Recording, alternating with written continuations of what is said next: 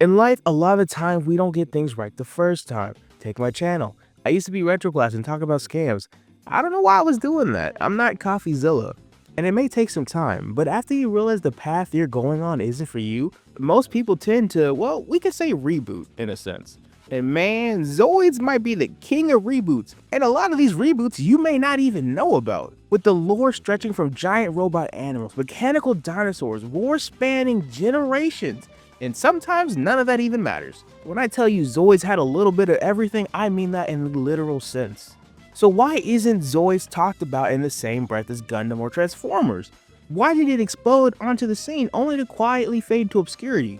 Well, unfortunately, the answer isn't that simple, but it is a wild ride, one that involves ambitious storytelling, corporate misfires, and a fan base that refused to let go. So let's dig into Zoid, its rise, its fall, and why it might still have a fighting chance nowadays. So I'm Remy, and I just want to know, has anyone checked on Zoids? And if not, let's. So back in the early 80s, Tomy the toy company looked at a model kit and said, yeah, but what if it moved? And after trial and error, the results ended up being Zoids. Motorized animal-themed mechs that stomped across the table and right into kids' imagination. In Japan, they weren't just toys, they had lore, factions, and a whole universe built around them. Two nations on the planet Z, the Helic Republic and the Gylos Empire. Meanwhile in America, they were just cool-looking robot dinosaurs with no real backstory to them. So while Japan was setting the foundation for a mecha empire, Zoids in the US were like, I mean, that's cool, but like, the beeps and the boops are cooler and sell more. So we stuck with that. Now we fast forward to the late 90s. Anime is blowing up in the West, and Cartoon Network is snatching up anything that looks remotely marketable. So naturally, they pick up Zoids. To be more precise, Zoids Chaotic Century, a story-driven mecha adventure full of war, betrayal, and of course,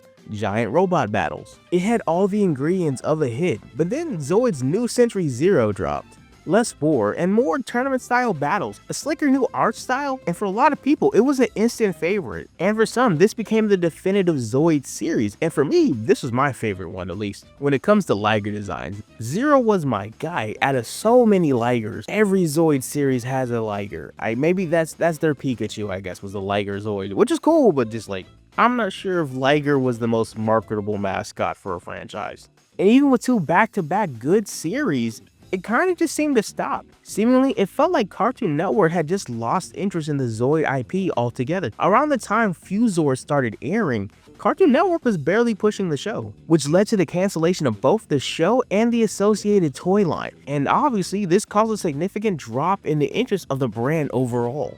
Because of this, it was very apparent that Zoids never got the long-term foothold it needed in the US. Which honestly surprises me because the concept of this season seems really interesting. Zoids would fuse and make cool mechanical hybrids, which on paper seems like a slam dunk. But hey, you know, life doesn't always work out like that. Sometimes a great concept just has poor execution. Okay, so story time, and normally I like to summarize the entire lore, but there's too many disconnected Zoid lore / storylines for me to do all this, so I'm gonna just do the two we got here in the West. And I would do Fuzors, but it wasn't that impactful, so we're gonna leave that one alone. Maybe come back to it on a later video if y'all want, let me know. So Zoids, Chaotic Century, the one with an actual plot. So our story begins with Van, a kid living in a war-ridden world. Also where people ride giant robot animals, you know, as you do, stumbles upon a mysterious girl named Fiona and the white Liger Zoid. And instead of questioning why an advanced mech just happens to bond with him, he just rolls with it, and I kind of respect that. Anyhow, it turns out Fiona has amnesia, because of course she does. And she might be linked to some kind of ancient super weapon. Yay! Meanwhile, the series introduces its overarching edgelord named Raven, who runs around wrecking everybody with his killer Zoid, because why not? Shenanigans, and Van, Fiona, and their crew, including an ex-soldier and a princess, get caught in the crossfire between two empires. Also, Fiona's past might involve an ancient race and an ultimate doomsday Zoid. Standard anime plot stuff, nothing too crazy here. As the plot thickens, Van keeps leveling up his pilot skills while Raven keeps showing up to bully him, honestly. There's betrayal, secret weapons, and a whole lot of the true power of Zoid speeches. And eventually, Fiona's memory finally comes back, revealing that she's connected to some ancient tech stuff that could either save or destroy the world, no in between there. Van inevitably has his ultimate showdown with Raven, who finally chills out a bit. The big bad gets defeated, the war ends, sort of, and the Zoids are saved. Hooray! Now let's never speak of this plot again because the next series is completely different, which I gotta admit mixed me up on the rewatch for this video. For the life of me, I thought Zoids Chaotic Century and Zoids New Century Zero were connected by more than just the namesake. Turns out they weren't. So forget the war, forget the empire. Now Zoids are just pro wrestlers with giant robots. Apparently this new change in direction was brought upon by the arrival of the new juggernaut of media, the mouse. No, not the American mouse, the fun Japanese one. You know, in hindsight, it's kind of scary how two mice run media. Is it mouse? Mices? Regardless. Our story starts off with Big Cloud, a junk dealer, not a drug one, who radiates main character energy. He stumbles upon Liger Zero and somehow ends up piloting him. And I'm using piloting pretty loosely at the beginning because honestly, Liger Zero was having none of him. He was just not trying to do with that. Eventually, Cloud gets picked up by the Blitz team, a pro Zoid battling team, and he ends up in the big leagues. Unlike Van, who had to fight every day of his life to survive, Bit was living the dream. He was fighting in tournaments, earning cash, and roasting his teammates. Bit's life was amazing compared to Van's, and Liger Zero kept getting cool armor upgrades for different matches because, you know, toys. That being said, Bit's life wasn't completely rainbows and sunshine. There was a little bit of pushback every once in a while, especially from this group called the Backdrafts. AKA what if Team Rocket had Zoids and was actually pretty competent. They didn't play by the rules and wanted to control the strongest Zoids. And naturally, Bit and the Blitz team kept ruining their plans, you know, as you do as a protagonist. And by the end of the show, Bit faces off against Vega. Oh, who's Vega, you ask? He's a literal child controlling the strongest Zoid ever, Berserk Fury. They have a dramatic final battle. Liger Zero pulls off a crazy comeback, you know, because protagonist, and Bit wins the championship. Then he immediately dips from the scene like an athlete retiring after one good season. No deep lore, no war, just cool fights, explosion, Bit Cloud talking too much noise. Just a fun time all around, honestly. So final thoughts, Chaotic Century, the underrated war movie, the what if Gundam but with robot animals and actual war crimes. That's the Chaotic Century. And then we have Van, who wanted adventure, Fiona wanted her memories, Raven wanted the smoke with everyone, deep lore, check, big emotional stakes, check, the love it deserves, sadly I cannot check that box. It was serious, dramatic, and ambitious. Unfortunately, maybe it's just a bit too ambitious for kids looking for cool fights. And as for New Century, it was the ultimate hype machines. What if Zoids, but make it an esport? And by esport, I mean make it Electronic Animals or EA. So I guess you could say it's in the game. I'm not proud of that. Anyway, Big Cloud. okay. Big Cloud was less a chosen one, more like a dude who lucked out with the best Zoid in the game. Liger Zero was the real main character. He got DLC armor before that was even a thing. No deep story, no crazy warlord, just high speed, high energy, maximum cool factor. That was New Century Zero. The big takeaway? Chaotic Century was Zoid's series with the brain. New Century Zero had the bronze.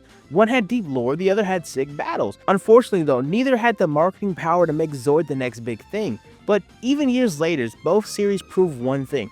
Robot animals throwing hands will always be cool. And as for the rest of the Zoid franchise shows, they weren't so lucky. Zoids Genesis is one in particular. It is regarded to having some of the best storytelling in the franchise, but good luck trying to find an official English release. We also have Zoids Wild. We'll get back to that one later. Okay, so fun stuff done. Let's talk about the merch. While the anime struggled overseas, Zoids had one thing consistent. That was the model kits. They never stopped. Even when new shows weren't airing, Tomy kept cranking out kits, and in 2006 they took it up a notch. The high-end master models, or the HMM line, turned Zoids into a premium collectibles, keeping their hardcore fan base alive. Gundam had their Gunpla, Zoids had these. And all I gotta say is y'all better hope I never make real YouTuber money, because I'm finna wild out on these. Look at these things. I feel like I'm looking at some master grade Gunpla model kits. They're so sick. Hands down, Zoid has some of the coolest designs in mecha history. So why isn't there a bigger toy empire? No action figures, barely any crossover merch, just model kits. Compare that to his competition like Gundam, which had everything from figures, shirts, to literal theme cafes. Zoids could have been a merchandising powerhouse, but it never really quite took off. Zoids needed to make a big play, and Tomy knew that. So they tried again. Zoids Wild launched in 2018 with a brand new, unique anime and toy line. This time clearly targeted at a younger demographic. It had energy, flashy designs, and a very sick-looking Liger design. But for any long-term fans, this was completely new territory and most likely not what you wanted the new direction for Zoids to head. And even more importantly, it didn't land what kids like Tomy had hoped. And so the revival fizzled out instead of, reigniting the brand. But on a cool side note, Zoids Wild did have a Switch video game. That's in English, so it's pretty cool. And it's less than $20 USD at the time of this recording. So, maybe cop it if you have a Zoid itch you want to scratch.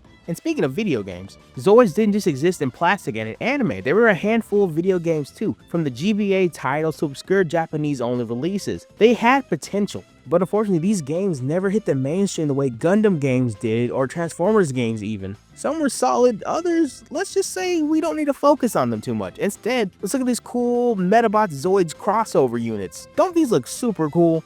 And if crossovers aren't your thing, Zoids also has a digital TCG game you can play right now called Zoids Wild Arena. A friend of mine tried to put me on the game a while back, but it never really clicked for me. But hey, you might find your next TCG obsession right there.